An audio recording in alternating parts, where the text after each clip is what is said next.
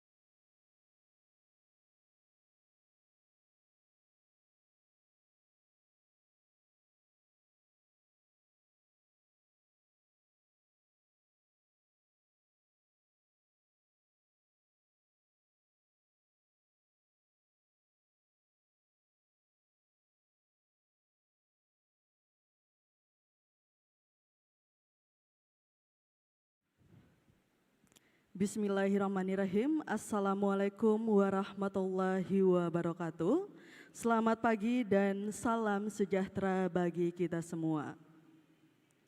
Yang terhormat Rektor Universitas Patimura Ambon, Bapak Profesor Dr. Freddy Lewa KBC MPD, atau yang mewakili, Yang kami hormati Ketua Komisi Pemilihan Umum KPU Provinsi Maluku, Bapak Muhammad Sadek Fuad beserta jajaran.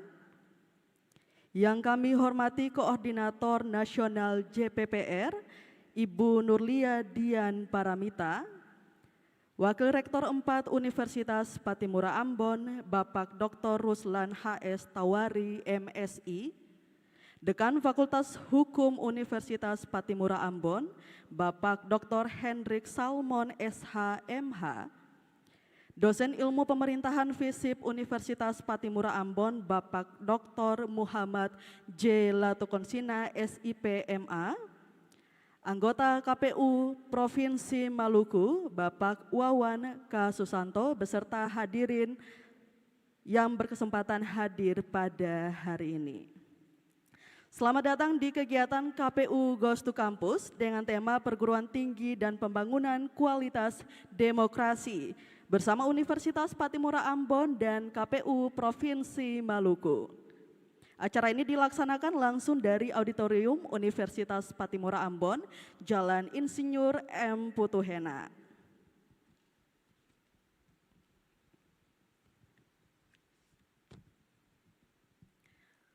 Hadirin sekalian, adapun susunan acara pada hari ini yaitu pembukaan yang sudah kita lewati bersama. Dan sebelum masuk ke susunan acara selanjutnya, maka kegiatan ini akan diawali dengan pembacaan doa sesuai dengan keyakinan kita masing-masing. Berdoa mulai.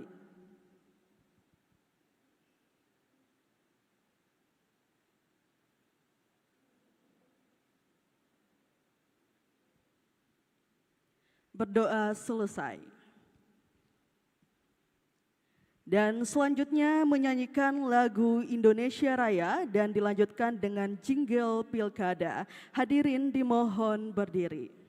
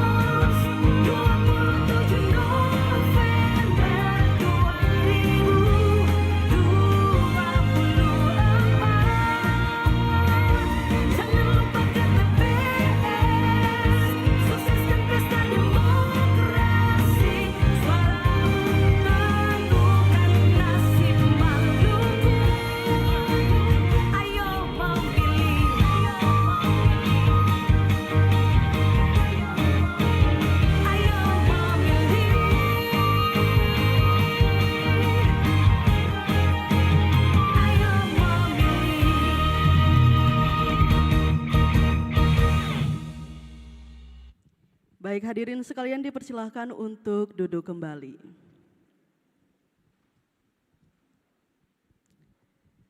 Hadirin sekalian, acara selanjutnya yaitu persembahan seni puisi oleh bintang tamu spesial kita hari ini, ada penyair Kakak Peri Sandi.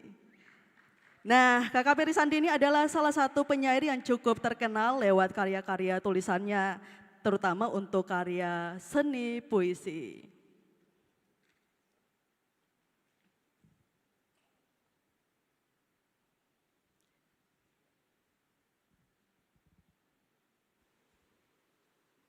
Baik, untuk Kakak Peri Sandi, selamat berpuisi. Siap, agak diturunin dikit. Turun dikit kali. Siap. Oke, selamat pagi semuanya. KPU goes to kampus. Saya ingin menyapa mahasiswa. Hidup mahasiswa! Sekali lagi ya. Hidup mahasiswa! Ah, asik. Bisa dikecilkan sedikit ekonya.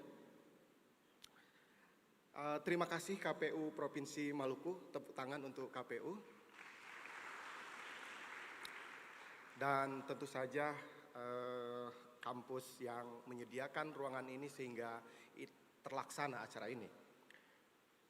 Teman-teman, saya percaya gitu, jika mahasiswa adalah agen perubahan,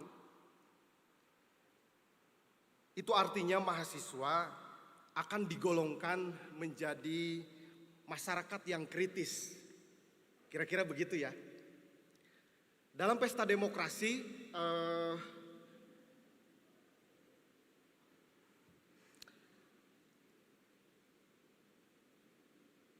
memilih kepala daerah gitu, khususnya pemilihan kepala daerah, anak muda harus terlibat. Dia tidak bisa tidak, karena itu akan menentukan nasibnya di hari esok. Dia tidak bisa jadi seorang mediocre ataupun apatis. Dia harus terlibat. Tidak boleh bobo ya di tanggal 27 November itu gitu. Pergi ke TPS lalu coblos calon yang menurut kalian itu merepresentasikan diri kalian, juga akan memperbaiki Maluku juga Kota Ambon. Nah, jadi kalau saya tanya siapa kita, boleh nggak kalian jawab pemilih kritis? Boleh nggak? Siapa kita? Kurang kenceng kakak. Siapa kita? Sip. Nah, sebagai disclaimer, puisi yang akan saya bacakan ini mengambil sudut pandang yang tidak normatif. Boleh ekonya dikecilin lagi? Tidak normatif ya. Puisi ini ditujukan untuk unboxing perilaku buruk. Jadi dia akan mengunboxing perilaku buruk. Tapi dari sana kita akan mengetahui tentang tindakan terstruktur, sistematis, dan masif ya. Kira-kira begitu. Supaya tidak kaget, karena ini habitusnya habitus buruk, nanti akan ada banyak bahasa yang kategorinya kasar, Bapak. Mohon izin tidak bermaksud demikian ya. Oke. Pidato El Banditos menjelang Pilkada 2024.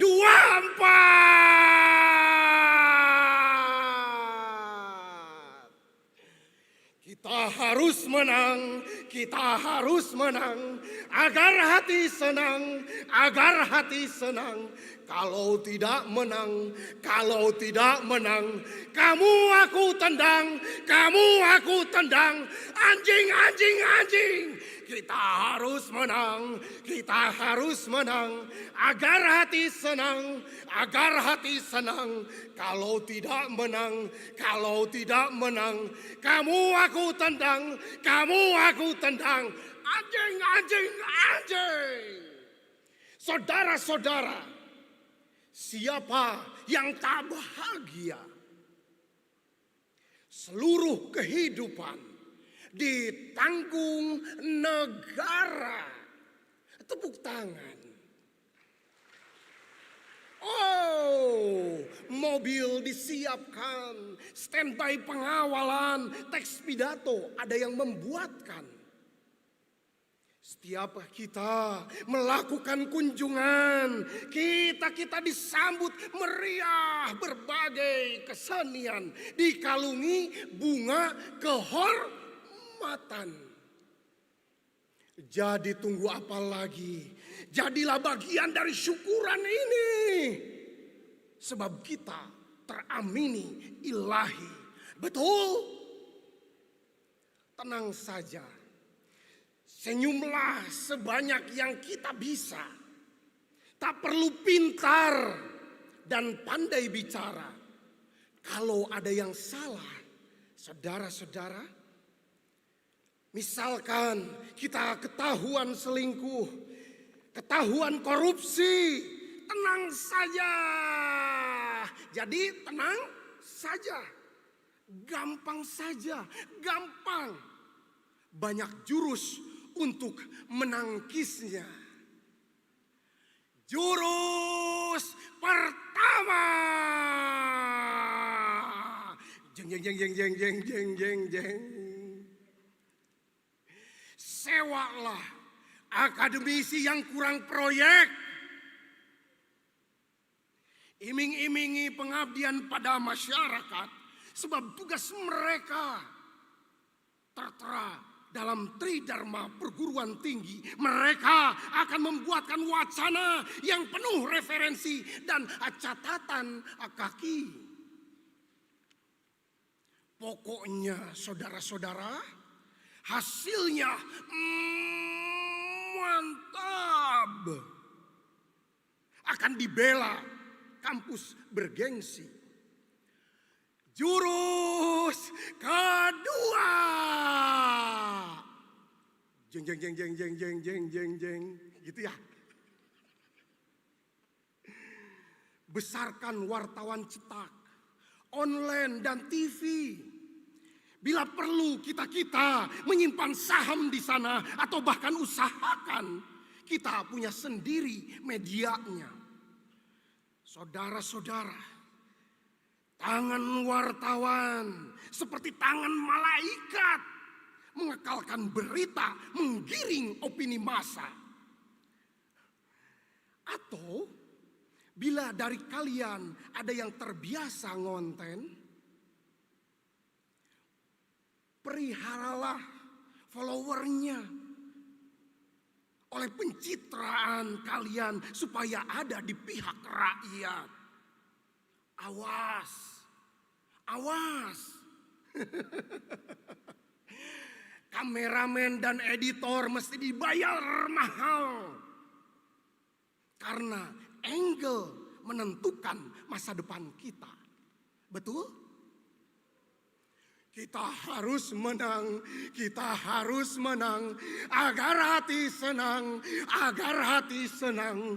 Kalau tidak menang, kalau tidak menang, kamu aku tendang, kamu aku tendang. Wah, gak ada suaranya ya. Saudara-saudara, sayang-sayanglah sama komunitas yang banyak bercokol seniman-senimin. Sebab itu jurus ketiga, jurus sakti para raja. Seniman-senimin ini kerjanya pakai perasaan. Oleh karena itu raih hatinya. Insya Allah Kita akan digampangkan semuanya. Tak perlu kita ACC semua proposal mereka. Cukup 1 atau 2 seumur hidupnya. Yakni berikan perayaan peraih hibah budaya, sertifikat dan pelekat yang istimewa di hotel berbintang 5, amplop 100.000 juta. Insya Allah cukup sampai hayat saudara-saudara. Kita akan diabadikan sepanjang masa di dalam karyanya. Tapi yang ketiga ini memang agak sulit karena seniman-seniman ini biasanya akan bicara di belakang panggung. Yang keempat, jurus keempat, jeng jeng jeng jeng jeng jeng jeng jeng. Tentu saja bangunkan rumah Tuhan yang indah dengan arsitektur lokal pride. Sering-sering saudara-saudara ini datang pada tokoh agama, dengarkan petuah-petuah mereka dan sayangi anak yatim. Di situ ada muatan agama. Hei, dalam agama tolak ukurnya keyakinan, dan dalam keyakinan darah dan nyawa gampang diobralnya. Bahkan tak perlu kita minta, akan ada banyak relawan surga. Nah, saudara-saudara, di sana pula tabungan akhirat kita. Di sana pula kita akan dapat legitimasi ketuhanan. Citra kita akan terasa agamis dan humanis. Siapa yang tak bahagia bila 4 jurus diamalkan akan sejahtera di dunia. Masalah akhirat nanti tobat saja. Bisa dipenjara atau sebelum dicabut nyawa. Begitu? Kita harus menang. Kita harus menang agar hati senang, agar hati senang. Kalau tidak menang, kamu aku tendang, anjing.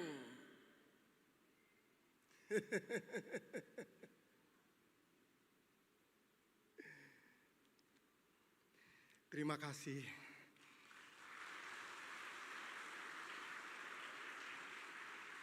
Sekali lagi mohon maaf bila ada kata-kata yang kurang elok. Itu tidak saya niatkan untuk menormalisasi. Oh ya, saya sangat berterima kasih sekali lagi. Sekali lagi saya ingatkan teman-teman untuk menjadi pemilih kritis. Kita unboxing juga bagaimana para pemimpin itu yang menjadi calon itu. Mudah-mudahan apa yang diselenggarakan oleh KPU ini benar adanya. Ini bagian dari pesta demokrasi itu, memberi jembatan pada teman-teman mahasiswa untuk memilih secara kritis. Terima kasih banyak, jangan apatis.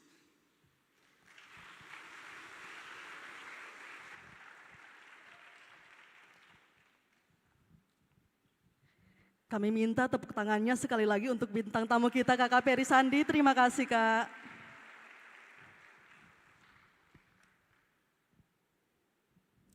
Hadirin sekalian, selanjutnya mari kita dengarkan bersama sambutan dari Rektor Universitas Patimura Ambon, Bapak Profesor Dr. Freddy Lewakabesi, MPD. Kepada Bapak dengan hormat disilahkan.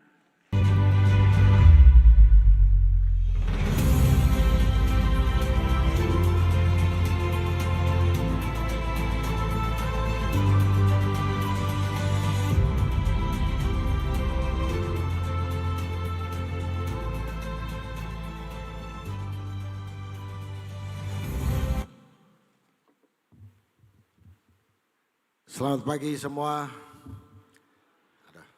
Sekali lagi ya. Ini Pak Bung Ferry Sandi sudah beri semangat itu. Kalau saya sebut semangat pagi, Anda bilang pagi, pagi, pagi, ya. Semangat pagi. Oke, terima kasih. Ya, Assalamualaikum warahmatullahi wabarakatuh. Ya, salam sejahtera, shalom, Om Swastiastu, Namo Buddhaya, salam kebajikan, salam damai untuk kita semua dan terimalah moto Unpati, Hotu Mese. Sekali lagi, Hotu Mese.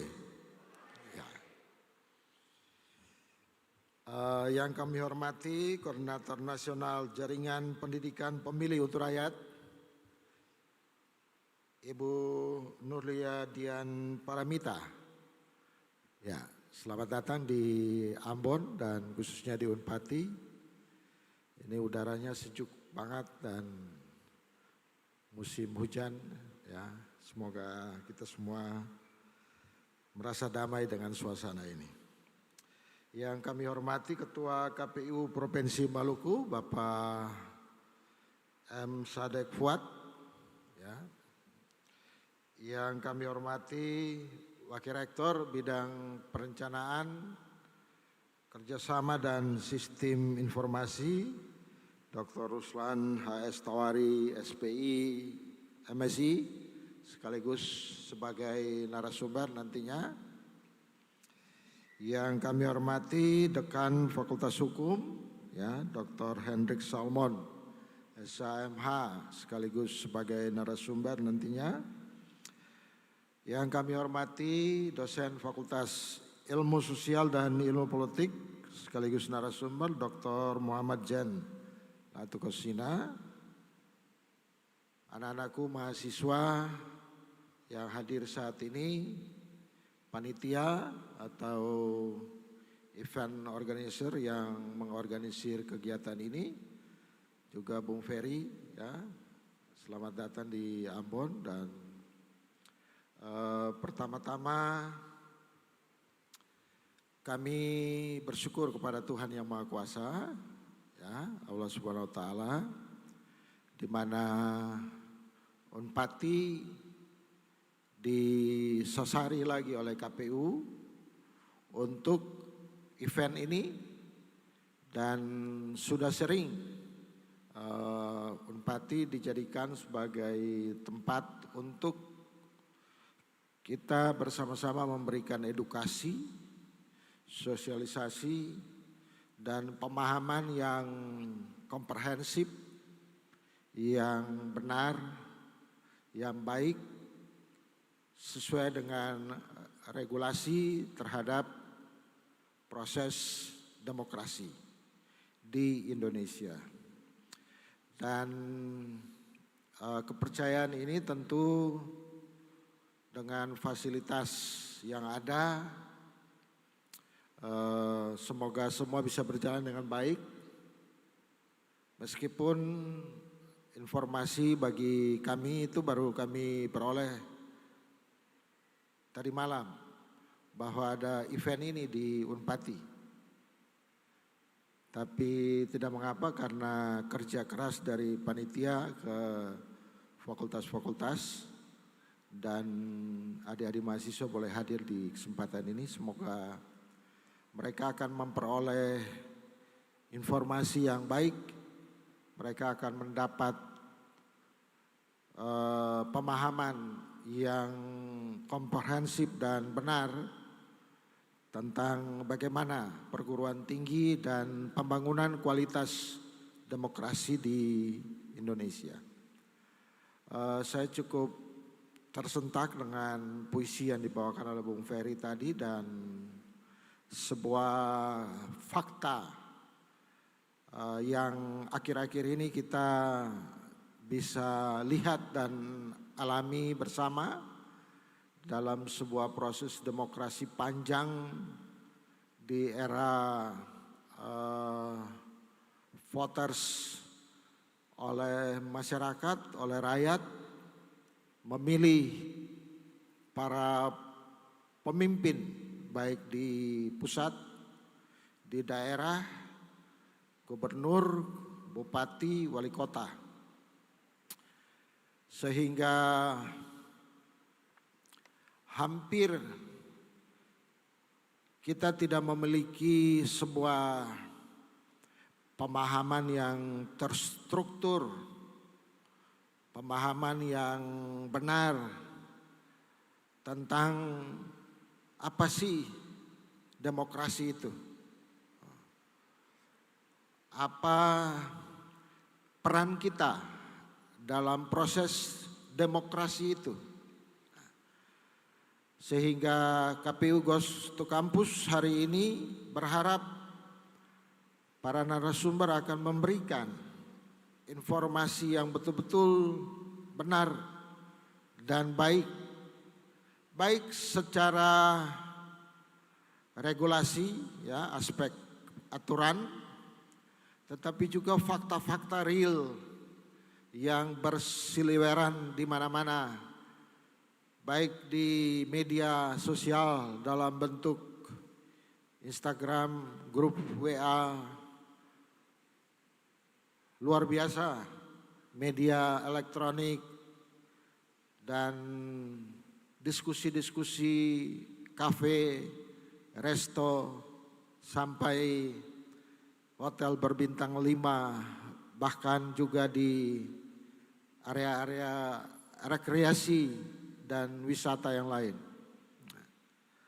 Tetapi saya ingin di hari ini mahasiswa Unpati diberi pencerahan yang lebih up to date tentang keberadaan demokrasi Indonesia saat ini seperti apa. Demokrasi Maluku seperti apa. Demokrasi kabupaten kota seperti apa. Tanggung jawab moral mahasiswa seperti apa. Tanggung jawab KPU seperti apa. Tanggung jawab organisasi-organisasi ekstra kampus maupun intra kampus, ya, forum-forum, aliansi-aliansi yang tumbuh bak jamur di musim hujan untuk memainkan peran-peran yang sangat banyak. Apakah itu peran positif, peran negatif untuk menang, ya. Kalau tidak menang Anda ditendang gitu ya. Itu sebuah kritisi penting bagi kita semua.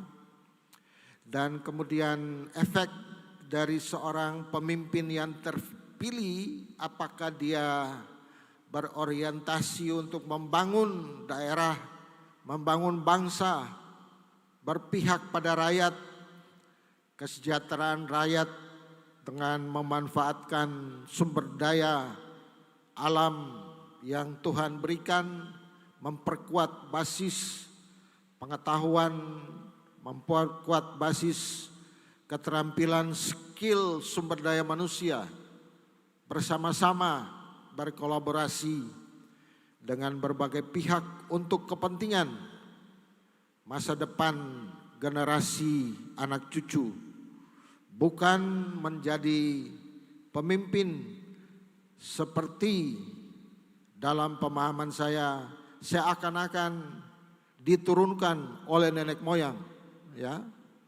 Tetapi pemimpin yang berpihak pada kepentingan rakyat, membangun tatanan hidup demokrasi yang sesungguhnya, berpihak pada rakyat, berpihak pada kepentingan kesejahteraan, penguatan sumber daya, ya, pemberdayaan masyarakat, dan menjaga kelestarian ekologi untuk kemaslahatan manusia ke depan.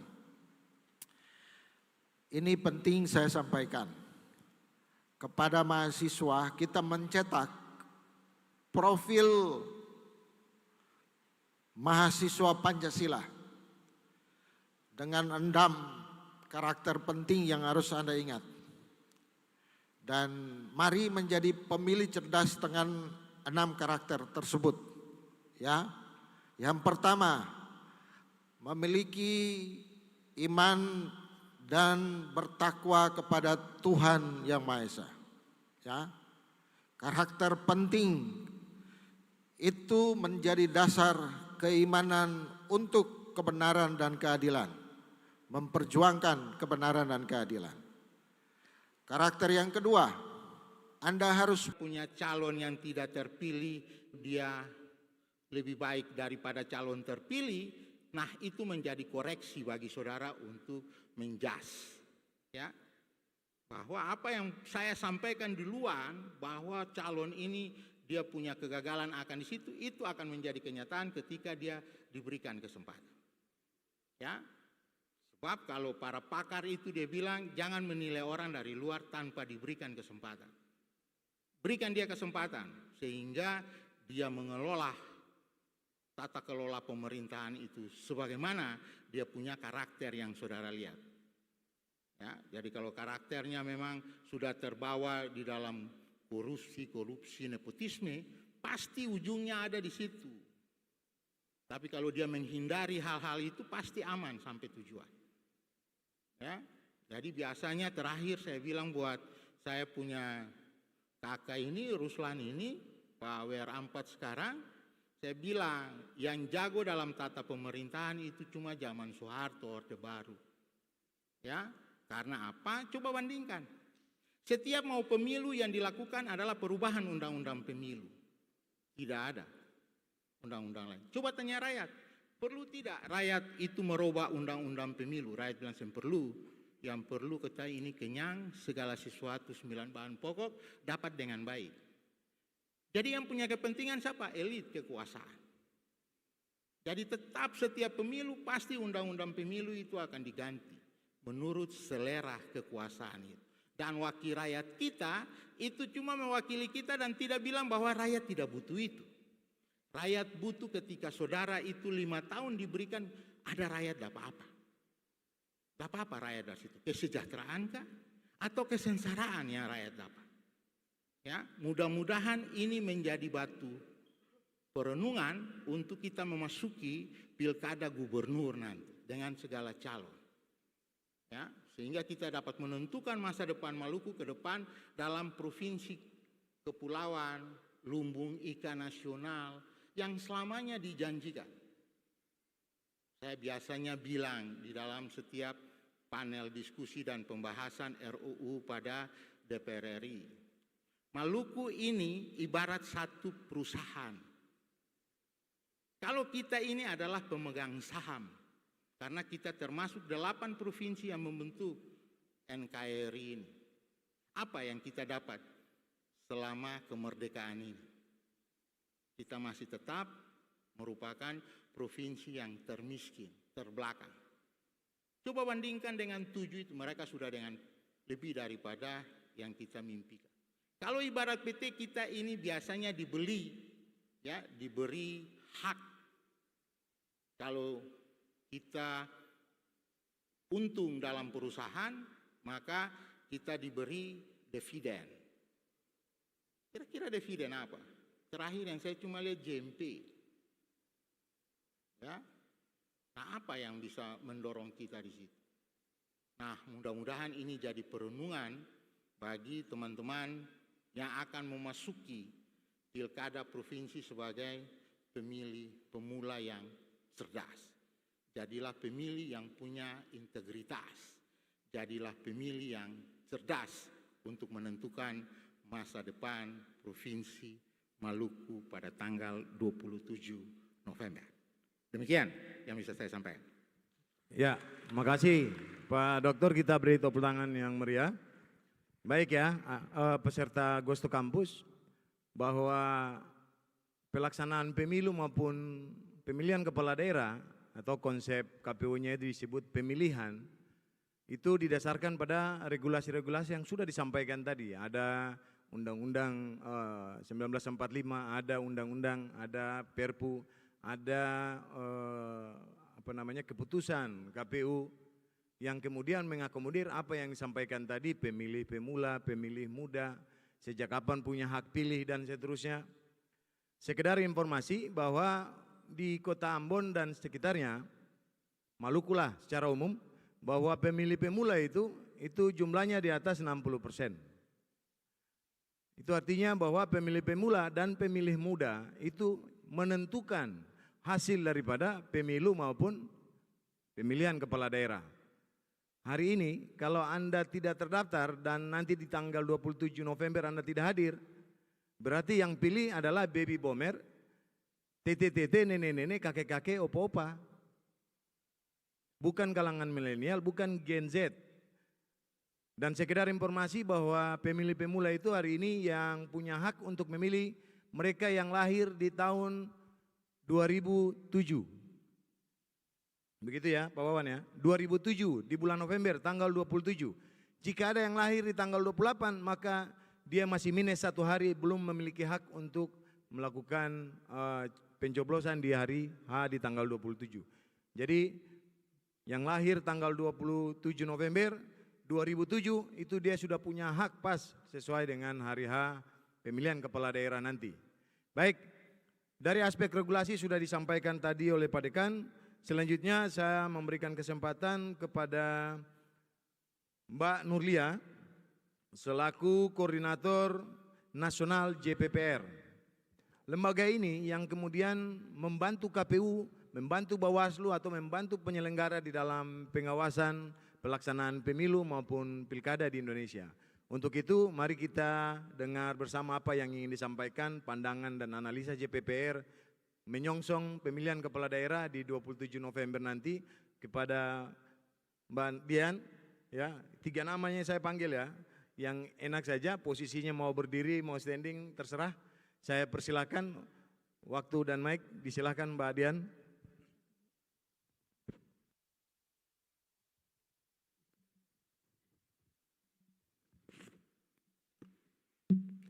Ya, baik, mohon izin saya ke bawah aja ya.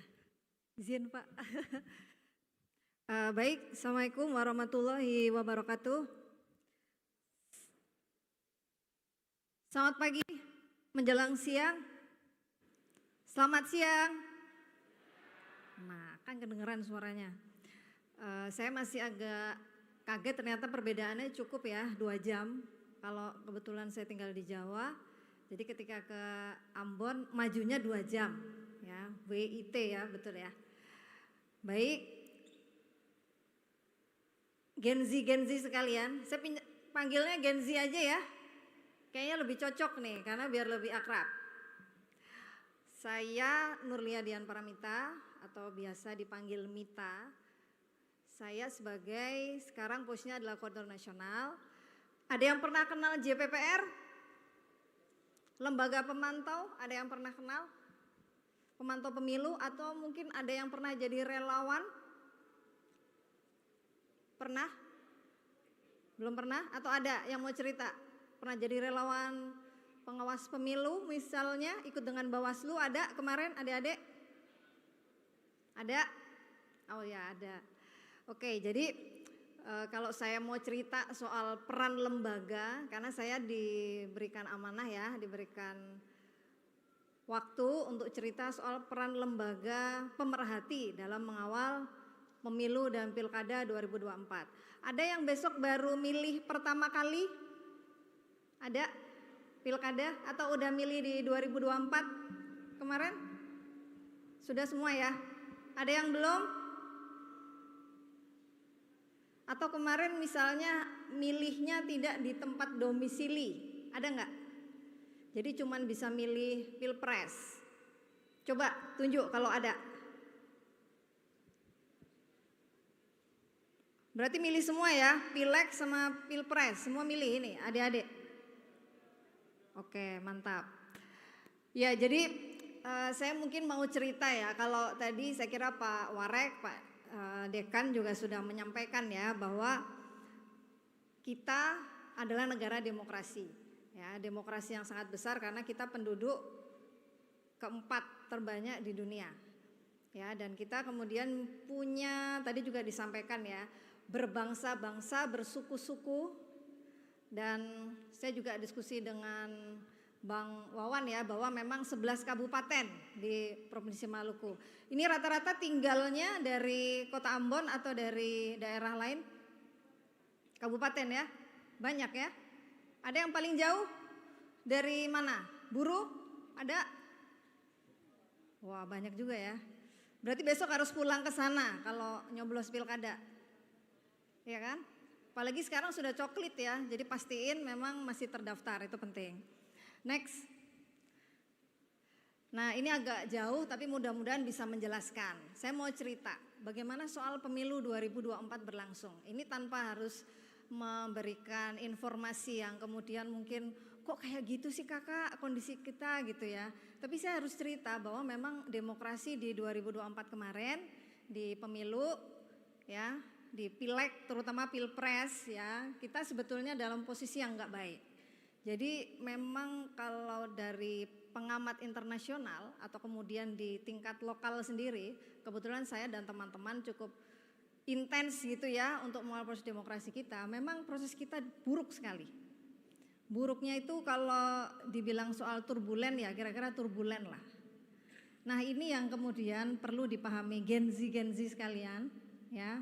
Bahwa memang pilkada 2024 mengapa kemudian KPU perlu ya untuk kemudian menyelenggarakan Gustu Kampus untuk memperkuat, jangan sampai di pilkada kondisinya nggak jauh beda gitu. Nah ini ya, ini jadi cerita misalnya kalau mungkin adik-adik kakak-kakak sekalian tahu soal politik dinasti, boleh nggak sih politik dinasti? Ada yang mau cerita? Boleh nggak politik dinasti? Boleh? Nggak boleh ya? Siapa yang bilang boleh? Coba angkat tangan. Ada? Nggak boleh? Bisa angkat tangan? Nggak ada semua? Waduh, ini harus punya sikap nih. Ini sambil bertanya nih saya. Ada? Boleh? Nggak boleh? Oke, sip kakak, mantap. Apa? Kenapa nggak boleh? Bisa cerita nggak? Masalahnya di mana? Kenapa nggak boleh?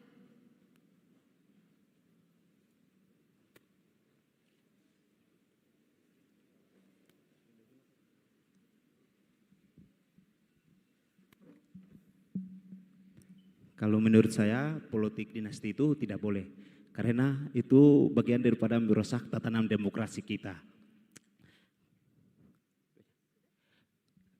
Salah satu faktor ketika politik dinasti itu kan politiknya turunan. Ketika bapaknya presiden maka kedepannya anaknya presiden juga. Ya, pertanyaannya ketika hari ini politik dinasti itu terus dilaksanakan di negara kita, maka sudah tentu sistem pemerintahan itu dia tidak berjalan sesuai dengan keinginan masyarakat. Kiranya seperti itu saja, Bu. Oke, baik. Dari perempuan ada yang mau bicara? Oh, silakan. Maaf ya, saya lewat. Kalau menurut saya untuk politik dinasti ini sebenarnya harus dicari tahu dulu nih, sebenarnya apa sih jadi alasan diangkat kalimat politik dinasti. Karena yang Katong lihat selama ini di beberapa, mungkin banyak ya, bukan beberapa tapi banyak. Bukan hanya pada kasus pemerintahan, tapi yang Katong lihat kebanyakan ada satu keluarga itu semuanya tuh berkecimpung di dunia politik. Mungkin suaminya hari ini jadi ketua, istrinya jadi wakil, besok setelah pergantian istrinya malah naik jadi ketua. Bukannya itu juga politik dinasti? Jadi menurut saya ya politik dinasti itu sudah banyak di Indonesia, sudah banyak sekali. Ini mungkin konteksnya kalimatnya baru keluar, tapi sejujurnya ini sudah dilakukan sejak lama. Jadi bagaimana? Apakah ini boleh atau tidak? Boleh atau tidak? Betul tanya teman-teman semua, boleh atau tidak? Karena ini bukan pertama kalinya, ini sudah berlanjut dari lama sih menurut saya. Itu yang jadi pertanyaannya juga. Ya tepuk tangan dong buat kedua kakak-kakak kita ya. Ya, jadi kalau bicara boleh apa tidak, sebetulnya tidak ada larangan. Nah itu poinnya, jadi di undang-undang itu tidak ada larangan yang kemudian mengatur. Tapi kan kemudian kalau kita bicara etika atau bicara budaya demokrasi yang dibangun di Indonesia. Nah, ini menjadi salah satu tantangan gitu ya, bahwa penting untuk kemudian regenerasi kepemimpinan itu berjalan tidak pada satu keturunan. Nah, itu kan hal yang kemudian bisa dipahami ya, bahwa penting untuk bisa membedakan itu. Nah, tapi ternyata kan hari ini misalnya tadi sudah disampaikan ya, bahwa sebetulnya di tingkatan pilkada kita sudah banyak ya melihat bahwa hari ini suami, besok istri, besok keponakan atau besok adik kan gitu. Nah, ini yang kemudian penting untuk dipahami Gen Z sekalian, bahwa besok kalau kita milih ya kita cari kader terbaik. Ya, kader terbaik yang ada siapapun itu ya kalau ada kekurangan wajar sih ya, tapi bagaimana kemudian kita bisa memilih yang paling kecil resikonya. Next. Nah, ini partisipasi pemilih. Nah, ini tinggi sekali. Di 2024 kemarin hampir 81% ya partisipasi pemilihan presiden. Kemudian legislatif 81 juga. Jadi hampir sama ya. Nah, ini sebetulnya menggembirakan soal partisipasi. Jadi jangan sampai kemudian nanti di pilkada menurun. Ya, jadi ini salah satu hal yang patut kita syukurin, tapi jangan sampai kemudian kita sudah memilih ternyata nggak ada perubahan, kita gini-gini aja gitu ya. Kok ternyata lapangan pekerjaan nggak banyak lagi sekarang. Misalnya kemarin diskusi soal UKT ya, yang cukup agak naik ya posisinya gitu. Kan kita nggak mau juga kalau ada kenaikan biaya tapi nggak disertai kualitas yang disediakan pemerintah. Next. Nah, saya mau cerita lembaga pemantau pemilu, karena tadi saya sudah tanya ya, boleh apa tidak tadi ya, itu kan bagian dari yang Gen Z sekalian kemudian harus pahami. Next.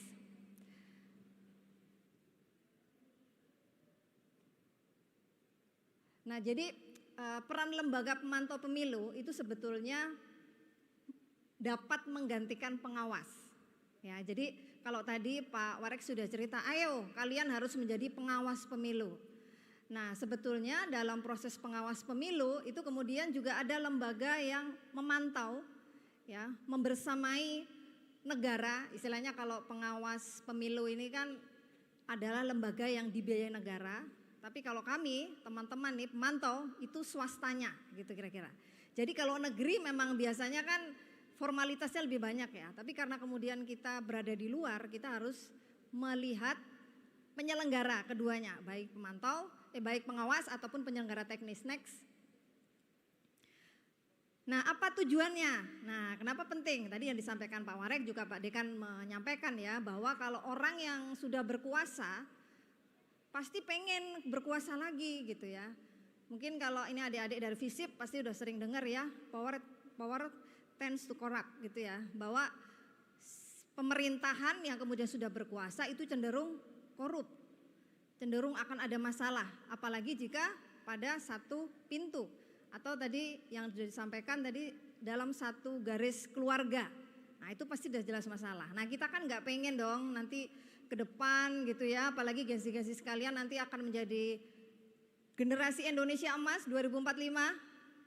Nah, jangan sampai kemudian ternyata yang diterima tidak sesuai dengan yang sudah diharapkan sekarang.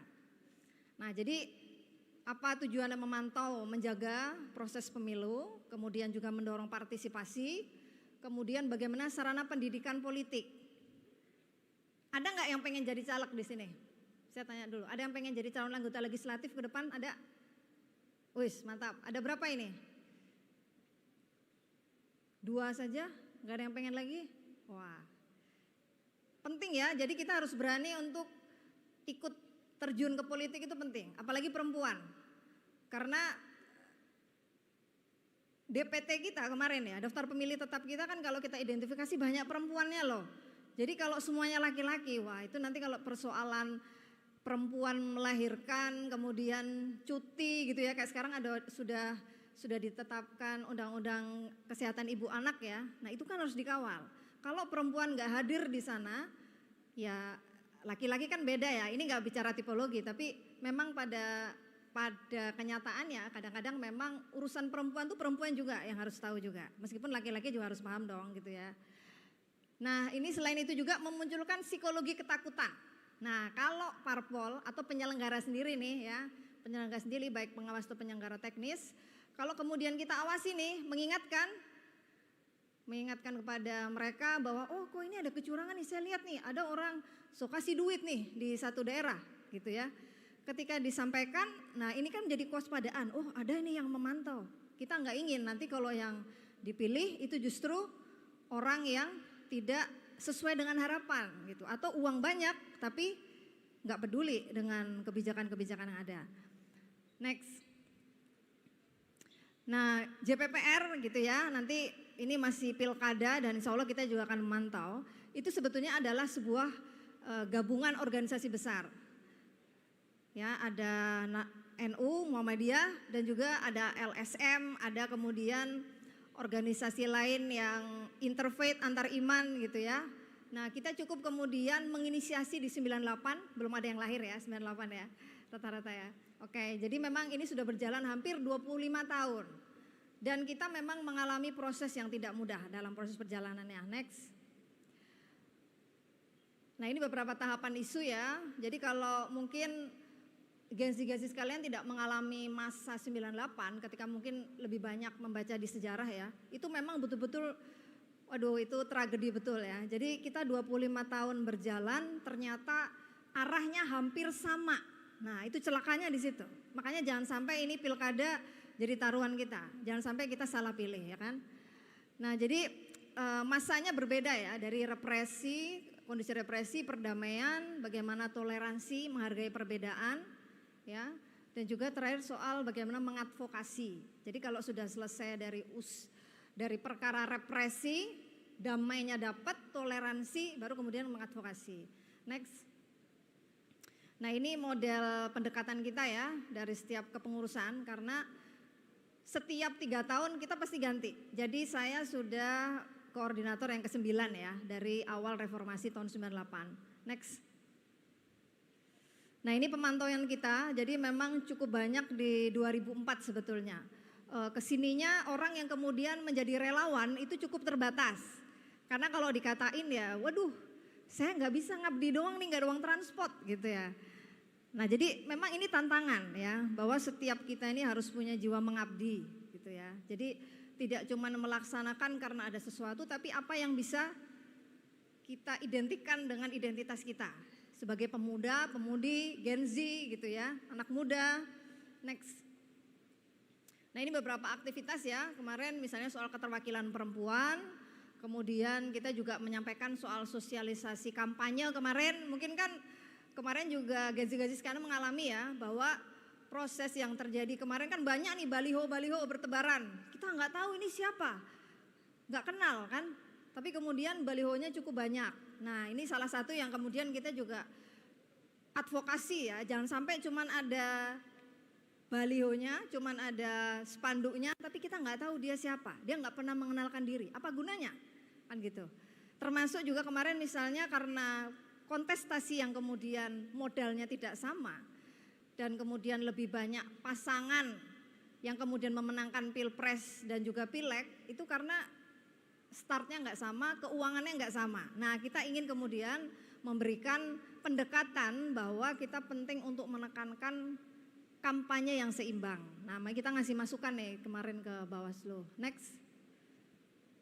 Nah ini konsolidasi termasuk di Maluku juga ada ya, tapi kemudian sekarang sedang proses pergantian personil kalau di Maluku. Next.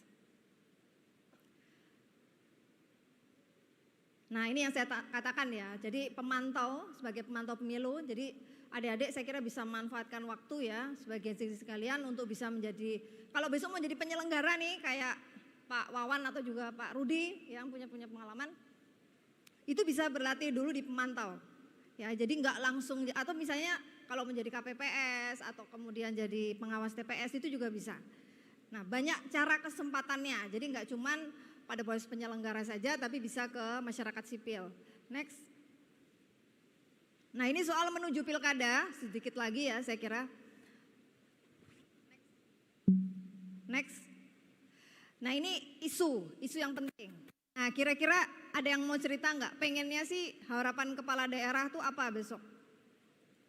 Harapannya yang untuk generasi muda itu yang dihadapin apa nih? Ada yang mau cerita? Ada yang mau ngasih usulan?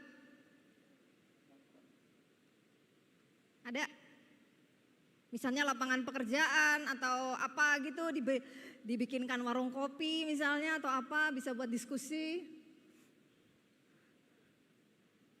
Enggak ada?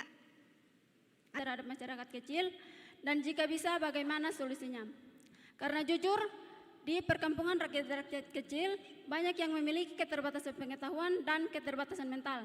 Dan ketika menjelang pemilihan itu, jangankan saudara jauh yang Skripsi lagi. Anda langsung ke pertanyaan. Silakan. Oke, baik. Pertama-tama terima kasih atas kesempatan yang diberikan kepada saya. Nama saya Carlos Rumamina. Saya berasal dari Fakultas Keguruan dan Ilmu Pendidikan. Ya, mohon maaf, saya akan bertanya, tapi saya akan menceritakan sedikit tentang pengalaman saya. Jadi di sini pengalaman saya itu, saya pernah menjadi salah satu pengawas pemilu, yaitu pengawas TPS. Nah, di sini ada satu problem yang saya dapati di TPS, yaitu ketika selesai pemilihan umum, itu ada kelebihan kertas suara. Nah, jadi yang problemnya di sini yaitu ketika kelebihan kertas suara tersebut di akhir pemilihan itu ada kerjasama antara saksi dengan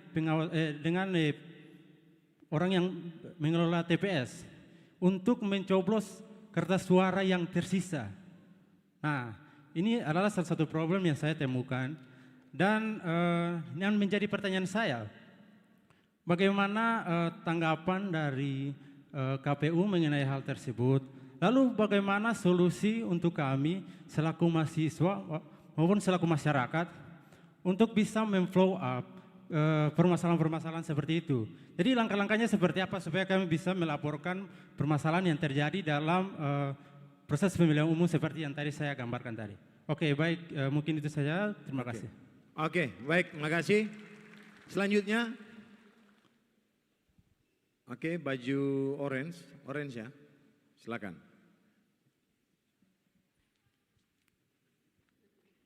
Mike.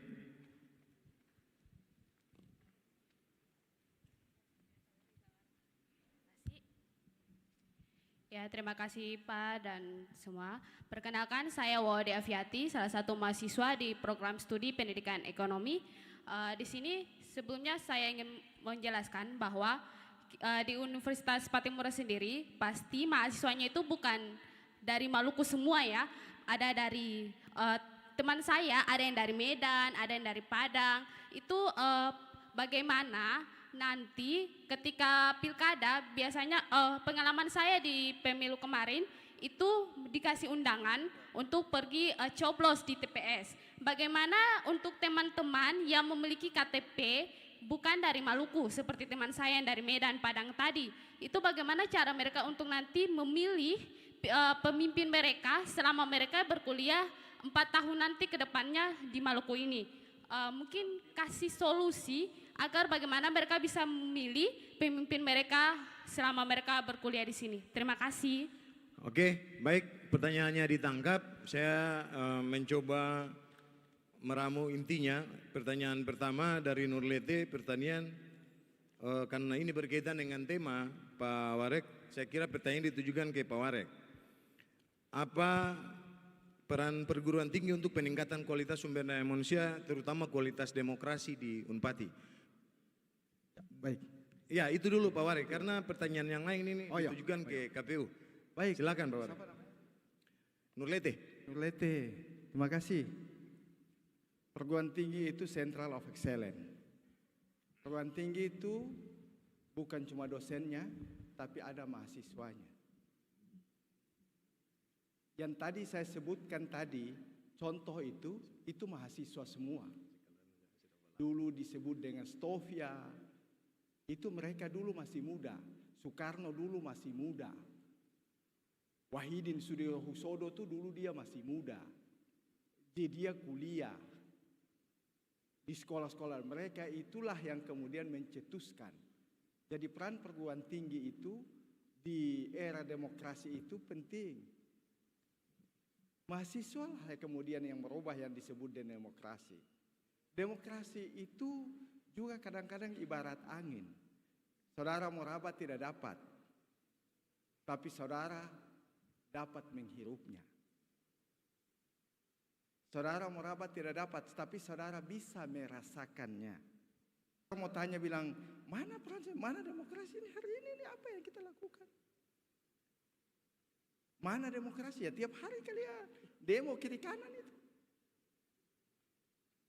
Inti adalah kita mau menuntun saudara-saudara untuk memberikan, menyalurkan hak saudara-saudara.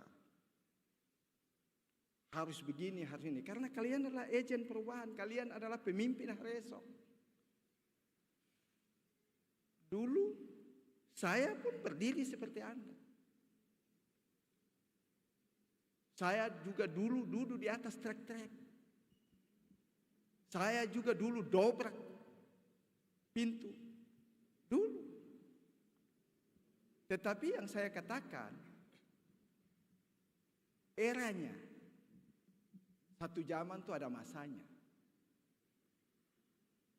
Dulu, kami mulai dari tidak ada pengeras suara, sampai ada pengeras suara. Kalian sekarang udah ini. Kami dulu tidak ada handphone. Tidak ada dalam satu grup lalu kemudian baku panggil. Tetapi kami cukup memiliki satu isyarat untuk semua bisa berkumpul. Zaman yang merubahnya. Dulu bisa demo di muka tentara, di muka Soeharto, kaki-kaki halus, pulang hilang. Dulu, reformasi terbuka. Anda mau sampaikan apa saja bisa. Oleh karena itu saya sampaikan. Kalau kalian masih bakar ban, kalian masih lempar kaca, kalian salah. Eranya rubah. Karena itu sikap kita yang dulu. Mengapa itu kita lakukan? Karena katong hadapi dengan tentara. Dulu itu mau ada tentara, jangankan dia tembak, dia baru kokang saja tuh tiarap semua. Lari teka ruang katong. Sekarang hari ini nih pejabat tuh relatif semua orang-orang yang pernah merasakan pernah demo. Jadi udah tahu. Oleh karena itu saya bilang, kalau kalian mau demo, mendingan kalian susun. Kalian punya pokok-pokok pikiran yang kemudian kalian mau mana perubahan. Karena yang sekarang dengar. Mau capek-capek bakar ban par apa? Mau tuntut apa? Laksanakan. Kalian demo KPU misalnya. Terus repot kiri kanan. Bikin tak, ketemu dengan pimpinan KPU, sampaikan. Ini loh kita punya pikiran terkait dengan ini. Begitu. Terdidik dan terkonsep. Jadi tidak ada era lagi kalian ini. Kalau memang pemerintah ataupun yang kita demo itu mereka tidak dengar, mereka tidak mau, silahkan. Kalian lakukan. Cara kalian. Kalau tidak dengar. Tapi kalau dengar, kan kalian buang-buang waktu tuh. Bateria dipanas-panas. Sampai bakar ingat, bau-bau kemanyan dan segala hal. Padahal capek-capek bateria di bawah, naik ke atas dong panggil cepat-cepat saja. Jadi tergantung momentum lah. Kalau memang ada ini siapa yang memang yang di demo itu tidak mau dengar, tidak mau ini, ya sudah kalian seruduk saja. Tapi kalau mau dengar, untuk apa? Naik aja. Mana? Oh mau bikin ini. Karena yang itulah kemudian mengapa kita itu saling mengingatkan. Kita selalu gitu terhadap pimpinan dan bawahan itu. Terhadap mahasiswa dan dosen, terhadap ini gitu. Kalau bisa didialogkan. Gitu. Kalau ini belum apa-apa lagi, belum tidak didialogkan, tiba-tiba lagi kiri kanan seakan-akan pimpinan tidak dengar. Jadi kadang-kadang kalau di saya tuh saya tanya berapa kali kalian datang kasih ingat saya. Kita itu juga manusia juga salah. Juga kadang-kadang salah. Jadi itu kali dikasih masukan dengar. Saya senang kalau ada yang kasih masukan. Jadi Unpati kali ini, di kepemimpinan kali ini sangat terbuka.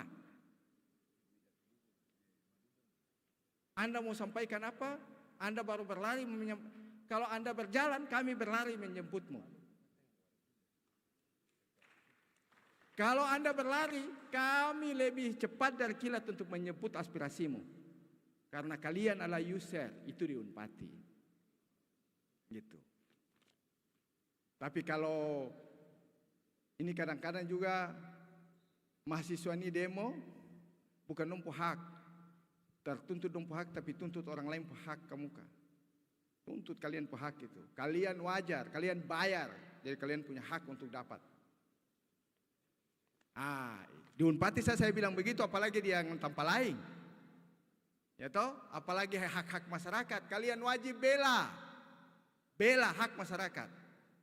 Karena memang kita terlahir untuk membela hak-hak bangsa ini. Siapa lagi bukan kalian? Kalian itu ibarat bingkai, kader itu ibarat bingkai. Kalian lihat bingkai itu di kaca sana. Kalian itu bingkai, bukan kaca. Masyarakat kita ini kaca, mudah retak. Maka kalian harus jadi bingkai untuk merekatkannya. Jangan sampai kaca itu retak. Tugas kita. Oleh karena itu kita sambut baik sosialisasi ini. Sosialisasi yang dilakukan oleh KPU Go to Campus. Kita berterima kasih. Harus berterima kasih KPU datang untuk sosialisasi. Karena dia masalah pemilu kada ini pimpin masyarakat 5 tahun. Kan kalian sudah tahu, kalian kan baru kemarin lihat pemilu kan, tidak usah diajarin. Kalian tadi pertanyaan-pertanyaan banyak tuh, bagus itu pertanyaan-pertanyaannya. Nah itu sehingga saya mengasah Anda untuk kritis, jadi agen, bantu KPU untuk kemudian mengawal pemilu ini secara baik, gitu. Ya memang kadang-kadang ada dia aturan bahwa pemantau itu harus terdaftar dan sebagainya. Tapi bukan berarti kalian tidak bisa ini melakukan satu pembelajaran terkait itu. Kumpul aja, diskusikan. Paling tidak diskusikan persoalan-persoalan di kampus di mana. Kok ini ada seperti tadi? Ada sisa suara ini, kok kenapa bagi-bagi? Bagaimana ini? Ini sisa suara ini seharusnya pemilu habis kan.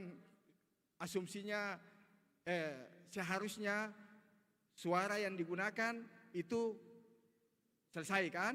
Nanti mereka jawab. Kalau tidak digunakan ya itu hangus. Mengapa masih bisa dapat bagi-bagi? Misalnya contoh-contoh begitu, tanya begitu. Apakah ada kesepakatan untuk itu? Kadang-kadang itu yang saya bilang tadi, yang kita awasi itu KPU, penyelenggara. Yang paling kita khawatir itu penyelenggara, karena mereka lah don tutup mata sedikit saja barang ini mulus. Itu. Jadi itu tong ajak supaya penyelenggara sampai di tingkat bawah itu melek. Gitu. Nah siapa? Mahasiswa. Gitu. Mahasiswa. Terima kasih Aden Nurlete, pertanyaannya menarik untuk menggugah saya nostalgiator terkait masa-masa lalu. Terima kasih banyak. Dan teman-teman pertanyaannya hebat. Saya kira demikian. Ya, kita berikan aplaus kepada Pak Waregempat telah menjawab pertanyaan berkaitan dengan peran perguruan tinggi di dalam peningkatan kualitas demokrasi. Goes to Campus ini juga menjadi bagian dari upaya peningkatan kualitas sumber daya manusia dalam berdemokrasi. Saya datang menjadi moderator, Anda menjadi peserta, itu sudah satu poin tambahan hari ini bahwa kita mendapatkan ilmu, pengetahuan, lalu informasi terbaru berkaitan dengan Pilkada 2024 nanti gitu. Jadi bukan hadir di sini lalu kemudian kampus tidak melakukan apa-apa, kerjasama dan koordinasi ini menjadi bagian dari kerjasama peningkatan upaya sumber daya manusia dalam demokrasi. Kemudian ada pertanyaan teknis, mungkin pertanyaan teknis ini terakhir berkaitan dengan mahasiswa dari KTP luar, ya, bukan KTP Maluku. Lalu kemudian sisa surat suara nanti ini akan dijawab oleh Pak Wawan. Pak Warek izin, siap? Oke, baik. Pak Warek minta izin, ada yang ingin diselesaikan. Saya ingin kasih kesempatan ke Mbak Mita untuk menjawab satu pertanyaan yang kemudian tadi dari FISIP, apakah mahasiswa dapat menyampaikan sosialisasi ini kepada masyarakat umum. Dari kacamata JPPR, mungkin Mbak Mita bisa sampaikan informasi apakah mereka punya peran bisa dilanjutkan informasi ini kepada masyarakat yang lain. Silakan Mbak Mita. Ya, baik, terima kasih. Saya jawab dari sini aja ya.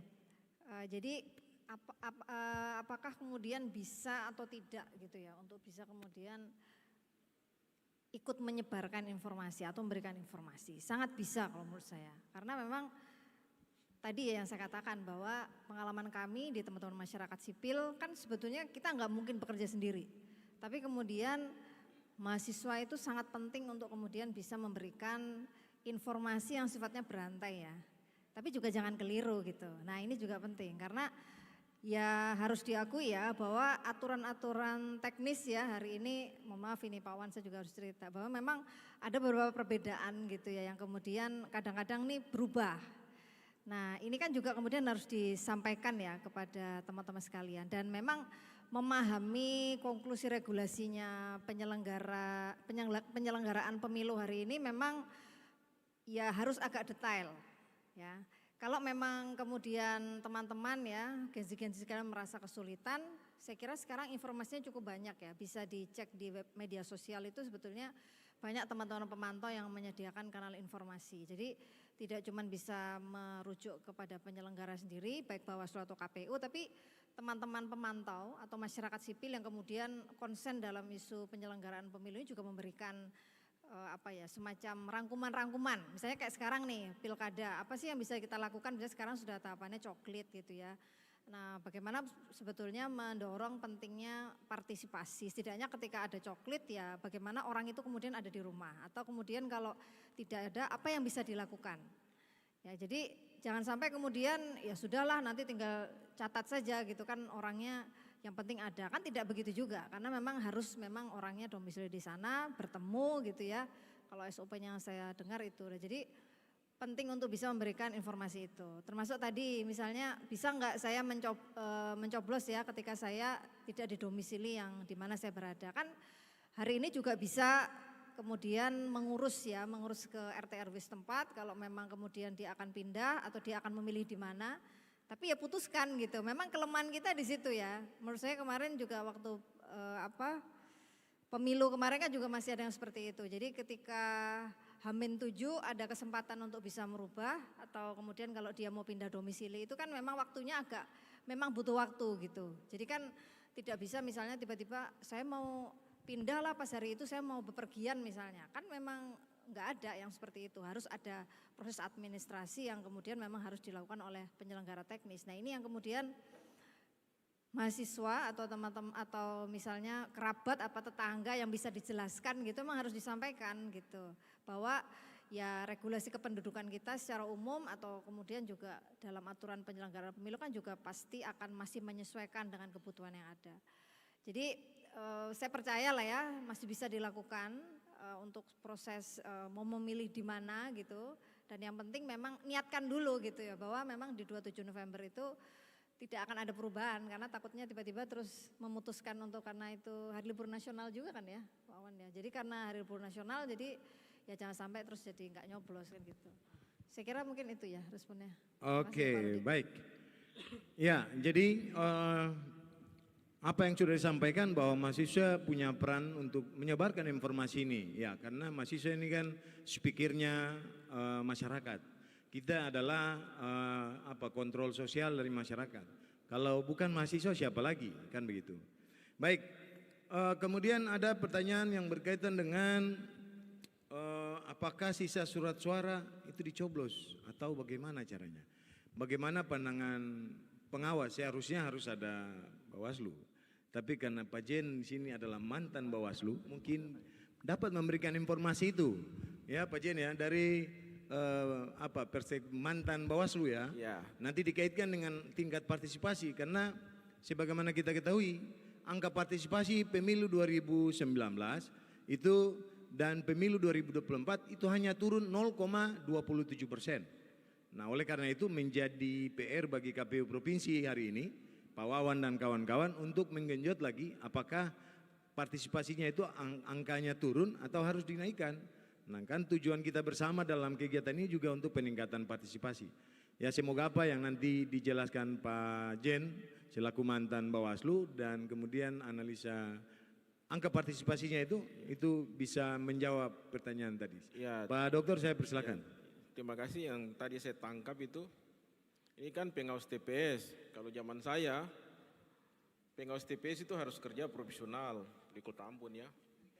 Menyangkut dengan surat suara, sisa, itu kalau memang tidak ada orang lagi tidak bisa diberikan kepada TPS yang lain. Biasanya kan kalau aturan itu surat suara itu masih ada, kalau di tetangganya minta bisa diberikan, tapi dengan alasan kuat. Tapi surat suara itu tidak bisa kong kali kong untuk dicoblos. Maka saudara yang pernah pengawas TPS itu tidak punya integritas. Kalau cuma melihat, itu sebenarnya dijadikan temuan. Itu pernah jadi pengawas TPS di mana? Seram Barat kah, Maluku Tengah kah, Seram Timur atau Kota Ambon. Nah, saya bilang itu tidak punya integritas. Sudah tahu kejadian, itu pidana pemilu. Melihat perbuatan pidana pemilu, itu kan kong kali kong antara penyelenggara di level teknis di bawah dengan tim pemenangan calon. Saudara harus lihat itu dibikin form pengawasan, baru jadikan temuan. Kalau saudara takut, tidak usah bikin ribut. Jadi memang asas tertib penyelenggara pemilu dari Bawaslu RI sampai Bawaslu Provinsi sampai dengan Bawaslu Kabupaten Kota sampai dengan pengawas kecamatan sampai dengan pengawas desa kelurahan sampai dengan PTPS itu harus tertib asas penyelenggara pemilu. Kalau saudara nyalinya kecil, kalau tidak bisa berdebat itu nanti menimbulkan saudara dipukul. Karena kalau Bawaslu itu tidak ada asuransi karena dipukul. Jadi harus bagaimana? Pakai otak, pakai akal untuk bisa menghindari. Kami juga pernah berhadapan dengan Bapak mantan kalian sudah tahu, saya tidak usah sebutkan lagi. Kita punya nyali harus ada sebagai penyelenggara khususnya Bawaslu. Ternyata tidak disampaikan. Tapi itulah kita harus punya. Jadi saudara harus punya nyali. Kalau saudara takut ribut di situ, saudara tidak bisa secara persuasif, dijadikan di form pengawasan, baru kemudian dijadikan temuan, dipanggil, diklarifikasi dulu. Kalau memang itu muatannya pidana pemilu, memenuhi unsur, paling tidak 2 alat bukti, barang bukti, baru kemudian bisa diplenokan dan ditingkatkan dalam Gakumdu, Sentra Penegakan Hukum Terpadu. Di situ ada Bawaslu, ada KPU dan Kejaksaan. Tidak sembarangan KPU kepolisian dan Kejaksaan menerima tanpa alat bukti dan barang bukti dan saksi yang kuat. Kadang-kadang juga di SBB pada pemilu yang lalu itu sudah cukup kuat, tapi ternyata termentahkan. Nah itu kita tidak bisa, itu tadinya mestinya ada Pak Dekan Hukum ya untuk bisa menjelaskan. Ternyata aparat penegak hukum mementahkannya. Kalau di SBT lain ceritanya lagi, penyelenggara tidak mau, aparat penegak hukum mau. Nah itu dikembalikan kepada integritas penyelenggara pemilu. Jadi lain kali kalau jadi pengawas TPS itu harus punya nyali. Kalau tidak punya nyali, saudara bisa, orang bilang mengantisipasinya dengan bikin form pengawasan, lalu kemudian dijadikan temuan. Kalau saudara takut dapat pukul, jangan jadi pengawas TPS. Saya sudah mengalami front-front itu. Dari diintimidasi sama supir wali kota yang sudah turun, saya bilang tenang. Kita jangan bikin ribut. Bikin ribut bukan, kita di penyelenggara pemilu, baik KPU maupun Bawaslu bukan tukang pukul. Kita harus taat kepada asas penyelenggara pemilu. Jadi surat suara yang mau dicoblos itu melanggar aturan. Kangkung kalikon, saudara jadikan temuan. Saudara punya nyali kecil, bikin temuan saja, persuasif dipanggil. Jadi harus siap diintimidasi. Saya ini Latu Konsinen berkeluarga dengan semua orang. Orang-orang besar semua kan dari kampung saya. Waktu saya jadi ketua Panwasli, saya diintimidasi oleh salah satu calon keluarga saya yang kalah untuk dilaporkan ke DKPP, tidak masalah.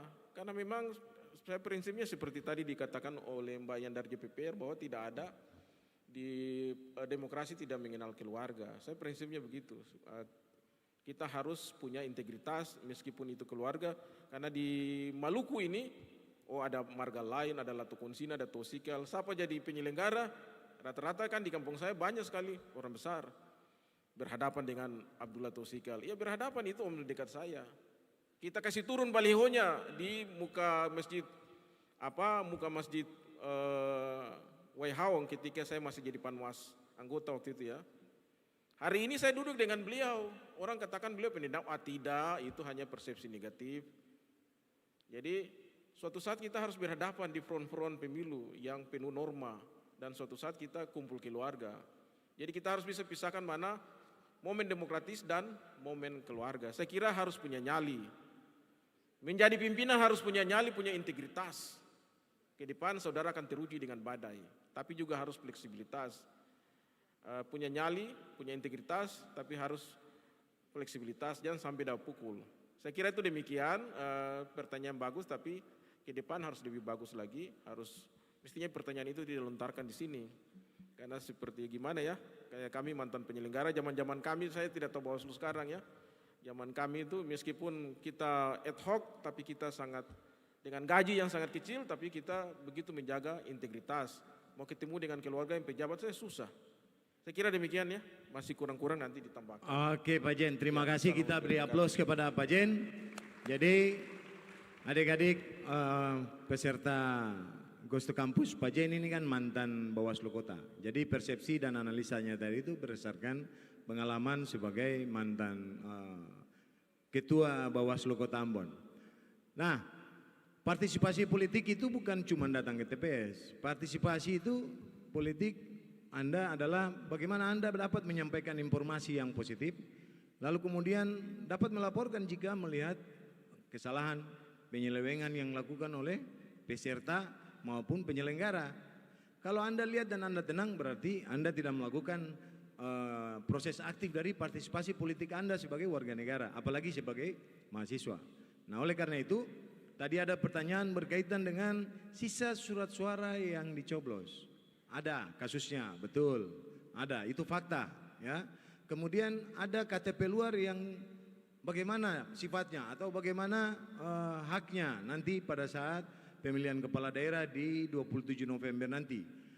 Dan ini akan dijawab oleh Komisioner KPU Provinsi Pak Wawan.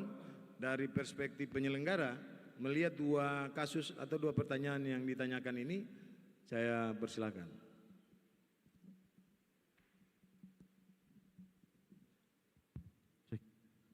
Terima kasih Pak Rudi. Mohon izin Bu, bisa. Oke, baik.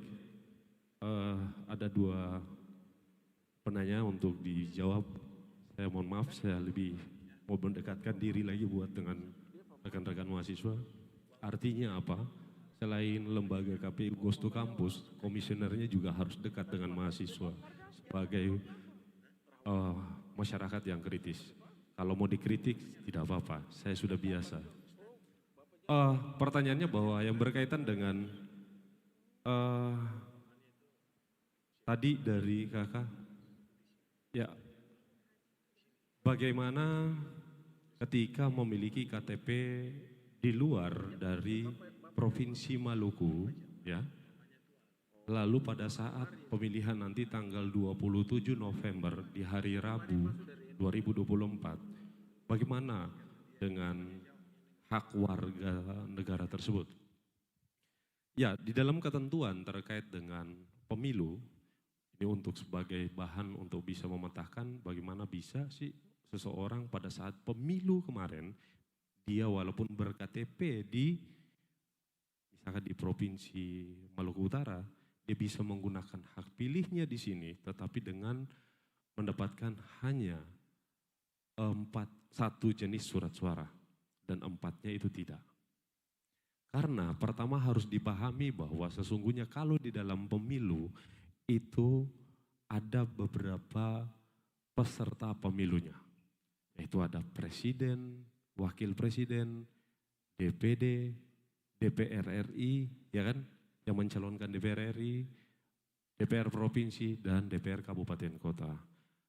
Kalau bicara tentang presiden dan wakil presiden, berarti daerah pemilihan itu wilayah kesatuan Republik Indonesia.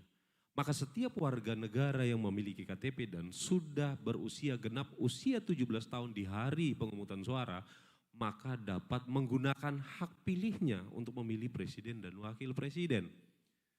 Nah, contohnya tadi kalau misalkan dari Provinsi Ternate, Maluku Utara, datang menggunakan hak pilihnya di sini. Pada saat hari pemungutan